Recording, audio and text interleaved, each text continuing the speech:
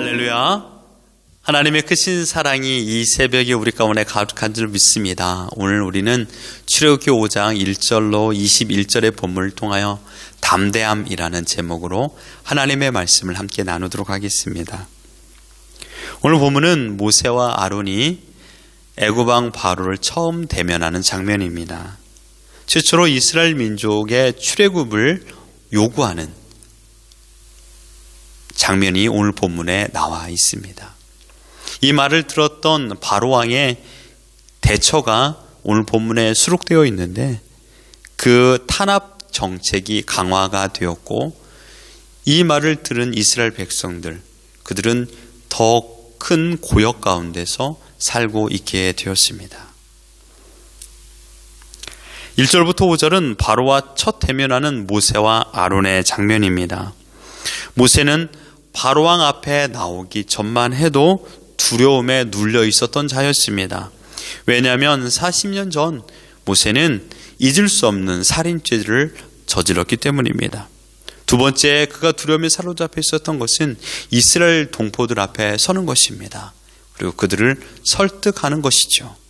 그러나 모세는 지금 아론, 즉 하나님께서 모세의 기도에 응답하여 주신 산물과 함께 있습니다. 무슨 말입니까? 하나님께서 모세와 함께하고 있다는 것을 보여주고 있습니다. 그래서 하나님을 의지하여 바로왕 앞에 나아가 하나님의 말씀을 대면하게 된 것입니다. 1절을 보십시오.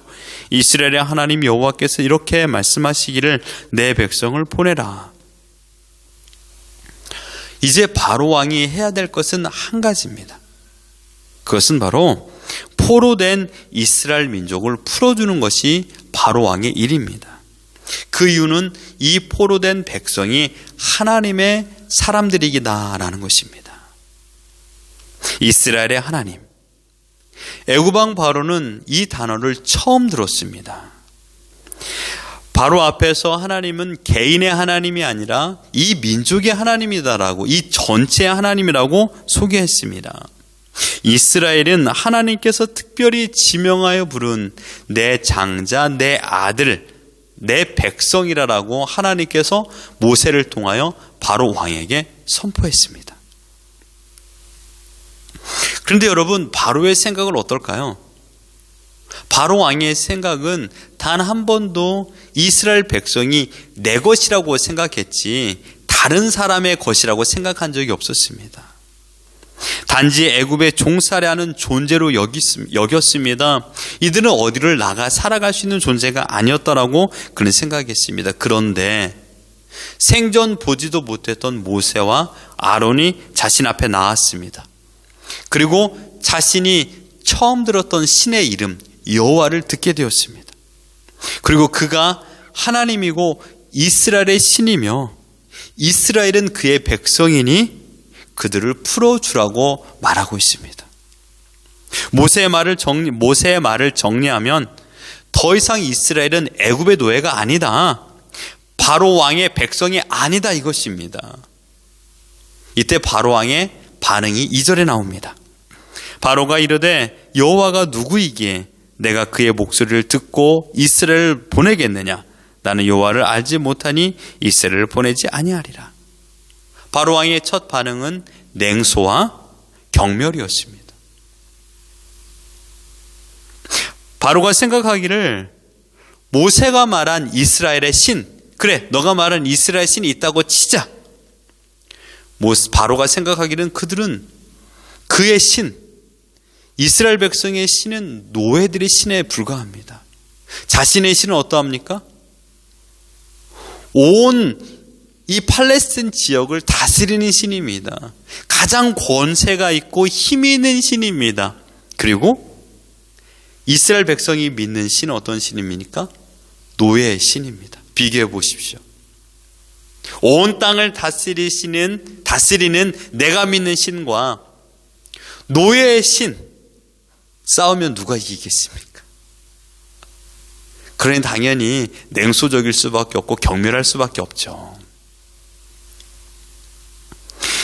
그것도 이스라엘 민족이 다 믿는 신도 아닙니다. 들어봤더니 이스라엘 민족 중에 아주 소수의 사람만 믿고 있는 신입니다.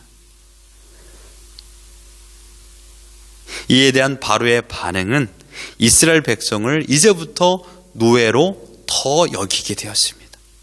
노예를 노예 취급하게 된 것입니다. 이스라엘 백성이 일하기 싫어서 말 잘하는 모세와 아론을 나에게 보내어서 이 이야기를 했다고 생각하고 더 강경한 그런 정책을 펼치게 됩니다. 그 결과가 6절로 14절입니다. 바로의 명령은 벽돌을 만드는 데 사용한 집을 제공하지 않고 벽돌은 어제와 동일한 수량으로 만들어내라고 말하고 있습니다.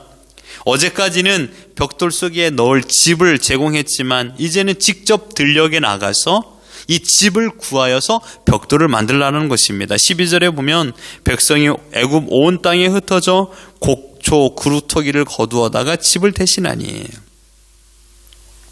애굽 관리는요 벽돌 생산량이 어제와 동일하지 못하자 그때부터 핍박하게 됩니다.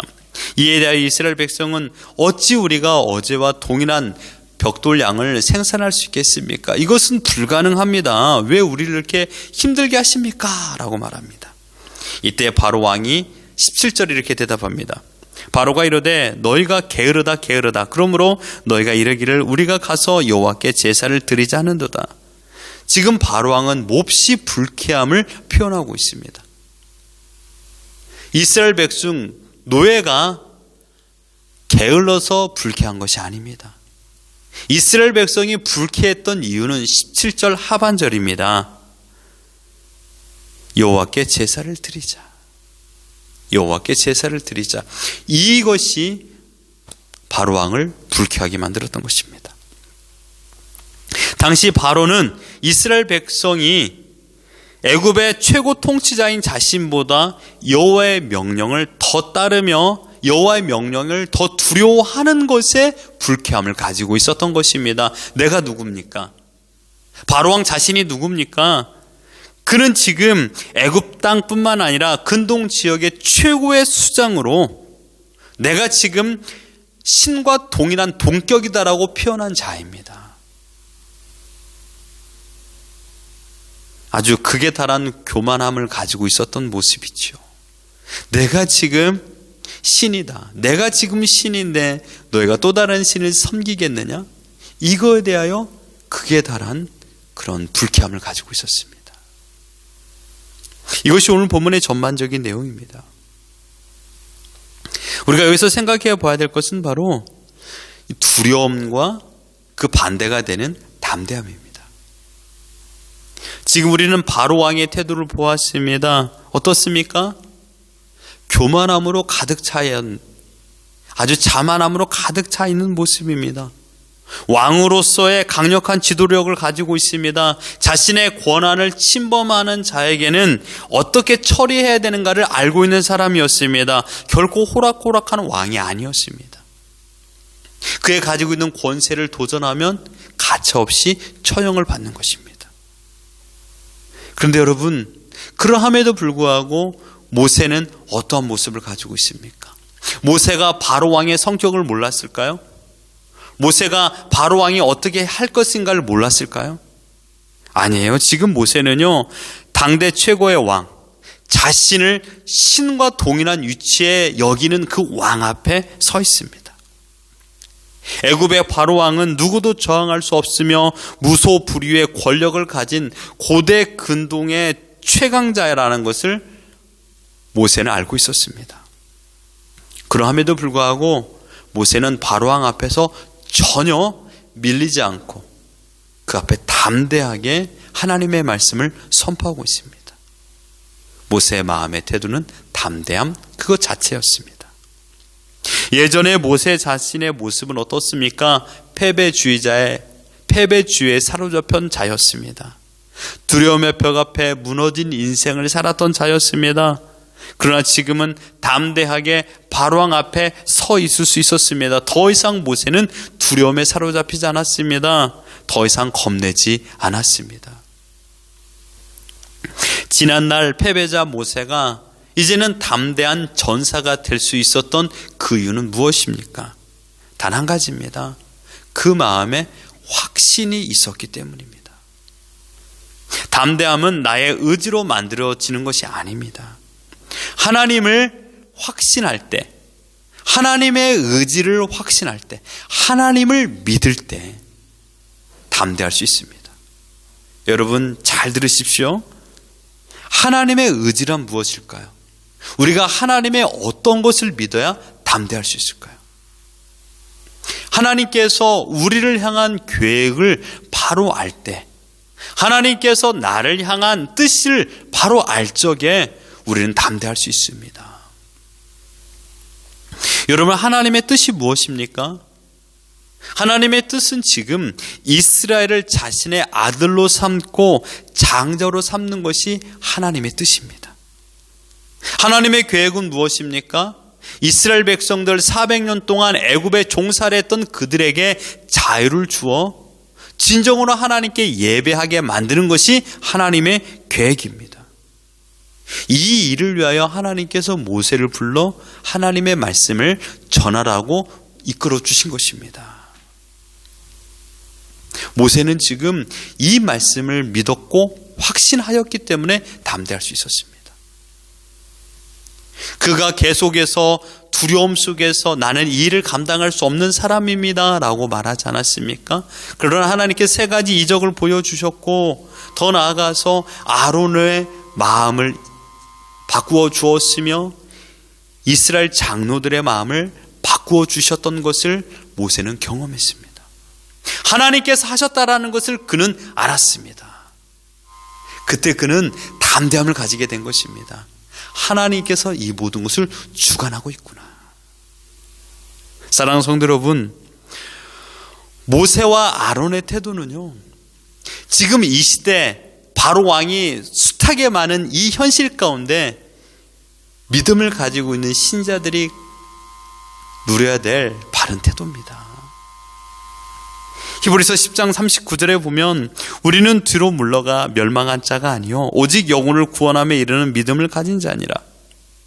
우리는 결코 뒤로 물러갈 자들이 아니라고 말하고 있습니다. 그러나 뒤로 물러가는 이유는 단 한 가지입니다. 확신이 없을 때입니다. 우리가 확신이 없으면 뒤로 물러집니다. 왜요? 확신이 없으니까 담대함이 사라지니 자연히 내 앞에 닥쳐있는 모든 어려움 앞에, 내 앞에 있는 모든 사명 앞에 연약해져 뒤로 물러가는 것입니다. 하나님보다 문제가 더 커 보이면 확신은 사라집니다. 문제가 더 커 보이면 뒤로 물러나게 되어 있습니다. 누구든지 부정적인 생각에 지배를 받게 되면 하나님보다 문제가 더 크게 보이게 되니 뒷걸음질 칠 수밖에 없는 것입니다. 그러나 지금 우리에게 보여지고 있는 모세의 시각은 바뀌었습니다. 누가 주인인가, 누가 왕인가, 누가 권세자인가를 정확하게 알았습니다. 모세는 지난날 하나님보다 문제가 더 커 보였지만 이제는 그 마음에 확신이 있었기 때문에 문제보다 하나님이 더 커 보였습니다. 바른 신자의 삶은 그러므로 담대함입니다. 억지 담대함이 아닙니다. 두려워하지 않는 척이 아닙니다. 내가 사람들 앞에서 담대한 척 해야지, 그것이 아닙니다. 하나님에 대한 바른 믿음을 소유하게 되면 자연스럽게 담대해질 수밖에 없습니다. 왜요? 우리는 죽어도 하나님의 것이요 살아도 하나님의 것인 것을 믿기 때문입니다. 그런 사람은 담대해질 수밖에 없습니다. 나는 누구의 것인가를 바로 알기 때문입니다. 여러분은 지금 누구의 것입니까? 여러분의 인생을 지금 누가 책임지십니까? 이것을 믿습니까? 내가 이것을 믿으면 우리는 담대해질 수밖에 없습니다.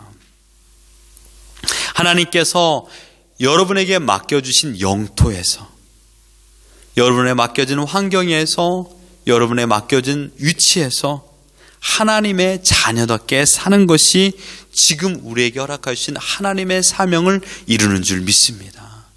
여러분, 하나님을 기대하십시오. 이 모든 문제를 해결해 주실 하나님을 기대하십시오. 나의 걸음을 인도해 주시는 하나님을 기대하십시오. 이때 우리는 내 마음속에 뭉클뭉클한 담대함이 생깁니다. 현대 이 시대의 바로왕은 우리를 굴복시키려고 원망하게 하고 불평하게 하고 두려움을 느끼게 합니다. 그러므로 원망과 불평은 하나님을 신뢰하지 않는 증거입니다. 하나님을 경험하지 않은 이스라엘 백성은 자연스럽게 현실에 불어닥친 어려움을 인하여 원망하고 불평하고 있습니다. 그러므로 지금 하나님께서 나에게 무엇을 원하고 있는가를 생각해 보십시오.